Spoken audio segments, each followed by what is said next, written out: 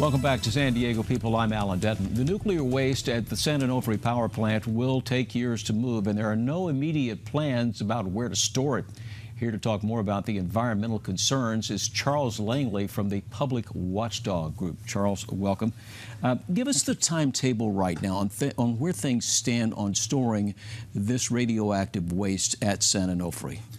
Our best estimate is that it'll be beginning burial in the middle of March of 2018, which is a delay from their original plan. But Edison's been somewhat closed mouth on the exact day and hour they'll start moving those incredibly heavy casks. So break down how this is all done. I know there's, I've read stories about the waste has to go into the cask, and then the casks are buried into the ground into concrete. So give us an idea of what's actually going to take place. Well, these are enormous casks, about this big around and 18 to 20 feet high, and they have a machine that grabs them very gently. It looks like a big caterpillar bulldozer with arms, and they very, very gently move it to the beach, where they're going to inter it loosely in what is essentially a concrete silo with airspace around it, because this is hot radioactive waste, and it has to cool in those silos. And if it gets above 750 degrees, there's a possibility that it will start a zirconium fire. And if there's a zirconium fire in these incredibly hot casks, then you're looking at something potentially far worse than what happened at Fukushima. So they have to move them very, very carefully. The waste inside weighs up to 500,000 pounds. And what has us concerned is that the thickness of the wall on these casks is as thick as the width of this dime. Of the dime. Actually, it's thinner. And it's stainless steel. It's high-quality stainless steel. But if you've got a 500,000-pound cylinder being rocked around in a concrete chamber, partially buried on the sandy beach at San Onofre, you have a recipe for potential disaster, because the slightest crack in one of these containers can create a potential criticality event where it literally starts on fire, and it's a fire you can't put out with water. It's a very difficult, dangerous situation. Correct me if I'm wrong, but isn't the site where they're going to bury this, isn't it in a tsunami zone along an earthquake fault line? And also, if you factor in beach erosion, doesn't that just multiply the danger here? Yeah, plus sea level rise. They haven't factored that into their analysis either. There's a fault. The closest fault is the Newport-Inglewood fault, which geologists now say connects to the very dangerous Rose Canyon fault. This fault line has had helium-3 detected inside of it, and what happens is helium-3 is a rare element that only exists below the Earth's crust. So what that means is that fault line, just like the San Andreas, goes all the way down through the Earth's crust, down into what geologists call the moho. And that's a very difficult and challenging situation. It's a terrible, I can't imagine a crazier place to store this nuclear waste than on a earthquake fault that's every bit as dangerous as the San Andreas. You and I talked a little bit about this before we came on the air. I mean, along our coastline, the Oregon-Washington coastline, we're already detecting small amounts of radiation from Fukushima, and that's thousands of miles away across the Pacific. Right. And here we are burying this right here on our beach.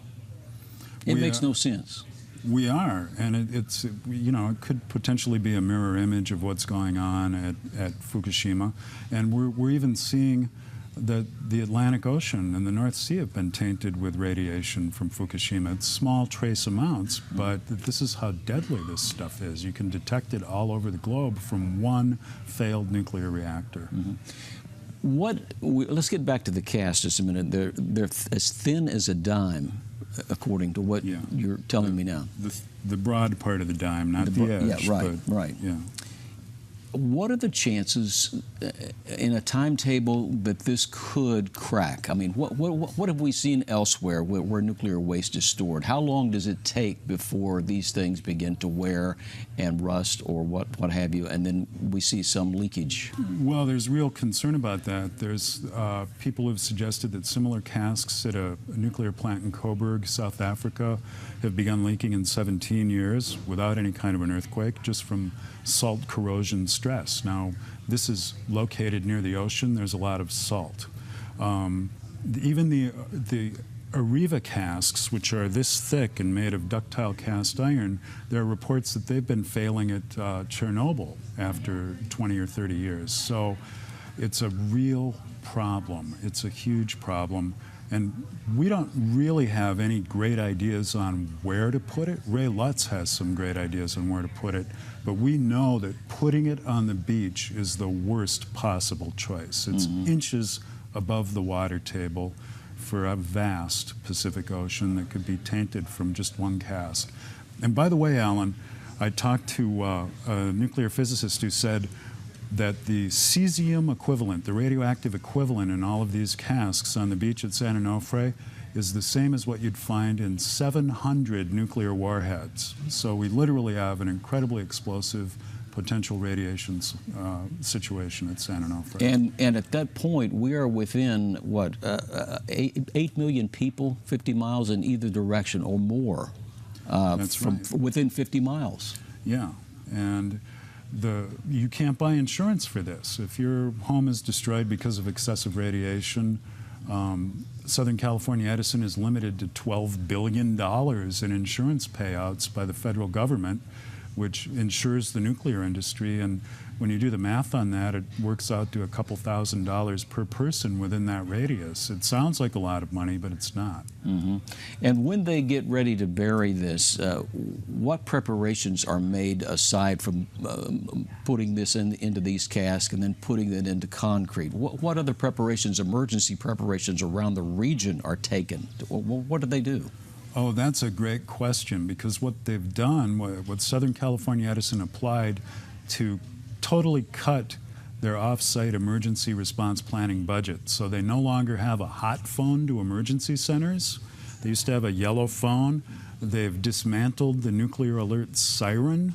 And the real kicker on this is they have no way of inspecting those casks for a leak. And what's so outrageous is that the Coastal Commission actually granted them a permit knowing they had no way to inspect, and that was one of the conditions in the permit. It's one of the most appalling failures of our political structure, our regulatory structure, and our political leaders. Well, it's just mind-boggling when you tell me these kinds of things, because you don't read about them, you don't hear about them that much. And I'm just curious why our state officials, Governor Brown, State Attorney General, state lawmakers, I mean, why are they not taking a more active role? Maybe they are, but I haven't seen that much about it. I don't get it. Well, we saw Kamala Harris do a great investigation. There's a wonderful 16-page criminal affidavit by a Department of Justice investigator showing basically that criminal acts occurred. Yet they haven't followed up on it. She allowed the statute of limitations to expire, and it appears that shortly before she did that, there, oddly enough, Jerry Brown, who's implicated in the scandal, endorsed her for her Senate run. And it just seems like it's just good old boy and good old girl politics as usual going on, and the people are not being served. We're seeing complete regulatory and political failure and a lack of will and willingness to look at this very serious problem. It sure is. All right, Charles, we're going to continue our discussion. Still ahead on San Diego People, we're going to take a look at what's next for the nuclear waste at San Onofre. Will it stay or will it be moved? We'll be right back.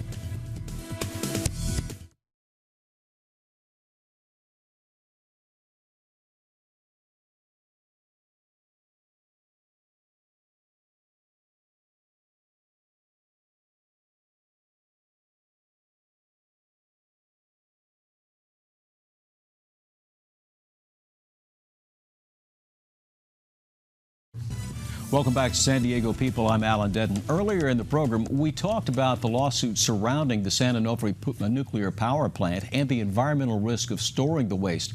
But what's the next step for moving the waste? Will it stay at San Onofre or will it be transferred to another location? Here to talk more about the future of that is attorney Mike Aguirre, Ray Lutz from the Citizens Oversight Group, and Charles Langley from the Public Watchdogs Group. Thank you, gentlemen, for being with me. So what about it? Once this stuff goes into the ground at San Onofre, and then let's say we get an okay that Congressman Darrell Issa says, okay, we finished an alternate site, and we can move it now, Yucca Mountain or wherever. We can get it in there. How difficult is it going to be to get this stuff out of the ground and then transferred? How dangerous? What can we expect? Here's the problem. If this goes in the ground here, it probably never will get back out because it's just too much of a hot potato, so to speak, to take this back out of the ground. So we're trying to stop this installation, this big giant piece of concrete they want to pour right on the, essentially 100 feet from the seawall, and only inches above the groundwater level, the ocean level. And by the way, that's rising, as we know, from climate change. So they're putting it in a really stupid place by their design. But they haven't investigated other options, and this is why the lawsuit that we're pushing, and Mike's here to represent that, the lawsuit that was filed against the decision that was made at the Coastal Commission. They kind of sprang that on everybody, snuck it in. And so it was we only had a 2-day warning to get up in there and fight against it.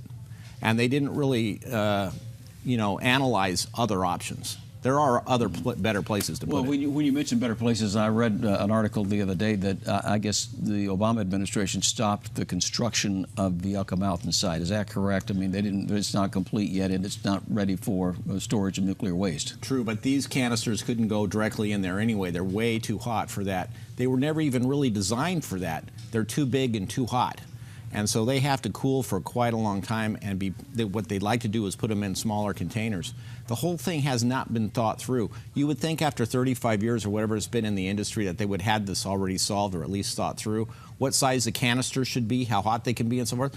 Nothing's really done. And this is what gets me. The Department of Energy, which is tasked for this, which they wanted to shut down, by the way, they said let's abolish it. It's their job to figure this out. They came out to decide on how to proceed, but not to proceed on the actual question, how to proceed on organizing the question so that we can eventually start thinking about it. So if Yucca Mountain's not a site, where else? I mean, I heard sites where in Arizona and Texas.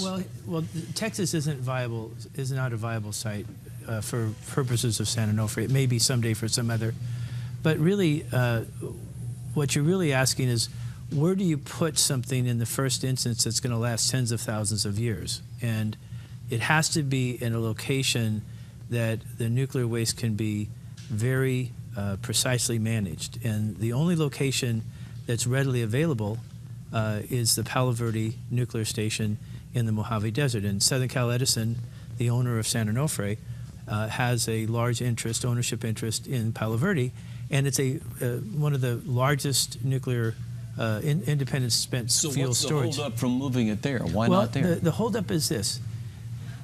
It's going to take effort on the part of Southern California Edison. You have to understand, Southern California Edison is taking $384 million of ratepayer money to build an independent spent fuel storage installation at San Onofre. So that's like a brand new installation. They don't want to go through the hassle of setting up the transportation and the relocation of the nuclear waste over in Arizona. It's going to be a hassle. But the thing we have to understand is this is a national problem. It would be a national disaster to put the nuclear waste on the shoreline in San Diego. So there's a lack of will. The leadership of California, I think you have made mention of it, the governor has dropped the ball. All of our local officials, all of our Congress people, none of them have stepped up. A news conference late in the day that we had just the other day is a start, but it's not really, taking the bull by the horns. When Congressman Issa wanted to get rid of the governor of the state of California, he swung into action. When Jerry Brown wanted to regionalize the power grid, he swung into action and deployed massive forces.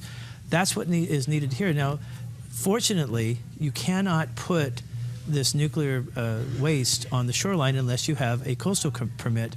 And a Superior Court judge, who our case is pending before, has the ability to sign an order saying that coastal permit is gone.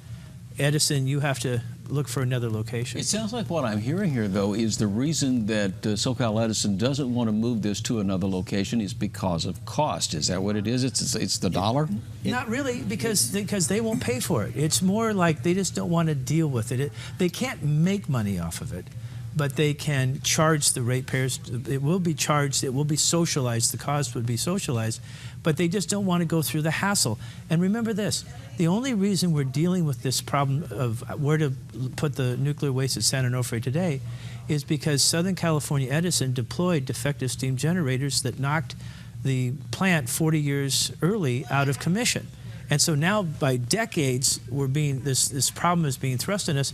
One of the positives is that it's possible to keep the nuclear waste in the pools that are there, and Ray has done some important work on this, to keep them for longer periods of time while we figure out another option. There's no rush to hurry up and put it in there, but what Southern California Edison gets to do is they're going to delegate it to this New Jersey subcontractor, take down all the buildings. All that's going to be left is the nuclear waste, and they will divorce themselves from the situation and leave it for somebody else to deal with. Well, we're all out of time on this segment, so we're going to cover some more in other segments and in future programs. All right, thank you, gentlemen. We have many years to cover this, Yes, many thousands we of do. years. Yeah, for sure. And that's going to do it for this morning's edition of San Diego People. Be sure and join us for the KUSI News at 6, 10, and 11. Have a great day.